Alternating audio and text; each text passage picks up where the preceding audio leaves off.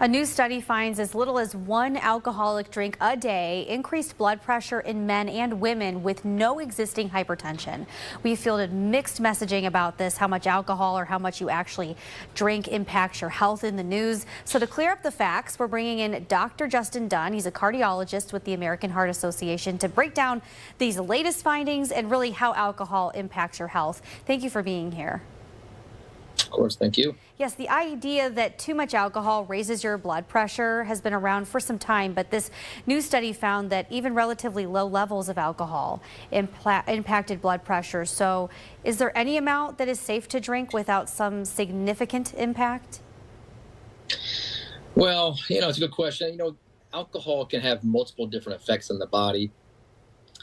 Certainly we've known for a long time that alcohol in the short term increases your blood pressure. You see kind of a spike in blood pressure as you start to drink, and especially if you drink a lot of alcohol in one setting, like a binge drinking episode, we see spikes in blood pressure, but it typically resolves. This study kind of points out that some of these hypertension episodes or high blood pressure episodes may have more of a lingering effect, and the hypertension or high blood pressure may creep up over time if you continue to drink on a regular basis. So from a hypertension standpoint, from a high blood pressure standpoint, this study does suggest that potentially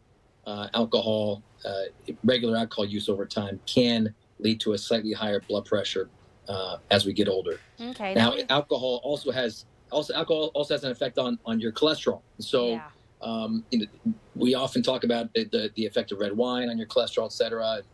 So it does potentially have a beneficial effect on your cholesterol. So we don't recommend that anybody start drinking alcohol. We don't recommend that people drink a lot of alcohol. But if you do drink a little bit, there are pluses and minuses kind of on different sides. I want to jump in here. We reported on studies in the past that say drinks like red wine a day can be beneficial for your heart. So I guess how does that study fit into this idea? What should be the best mix, and do you think that that's a myth? Yeah, I think that I don't think it's a myth that red wine can be helpful. It does affect your cholesterol levels in potentially positive ways if it's done, very, very cautiously and kind of on a very moderate basis. The American Heart Association will advise people, look, if you drink alcohol, try to limit it to 1 drink a night for women, 2 drinks a night for men, kind of on a general average. But if you don't drink alcohol, don't start drinking alcohol just to try to gain some type of health benefits from it. Because as we've seen, alcohol can lead to high blood pressure, as this study suggests. And it can lead to certain types of heart failure, et cetera. So, we don't recommend that people all of a sudden start picking up an alcohol habit. But there are potential benefits in very limited use and very moderate drinkers. Yeah, moderation is key in a lot of things. I'm wondering if you think, obviously, that that's the best way to go about this. If you want to drink, maybe even socially, if that's something that you like to do. What are some of the long-term impacts, though, of blood pressure?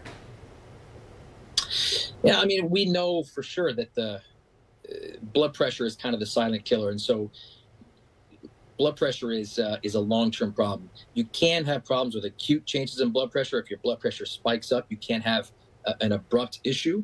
But typically, the people that suffer from problems that are caused by high blood pressure, such as heart attack, stroke, those things tend to be from long-term high blood pressure or your blood pressure creeping up over time. So what we recommend to people is we say, look, just know what your blood pressure is at all times, and have your doctor check it routinely at home. And if your blood pressure starts to go up over time, start to think about risk factors for high blood pressure.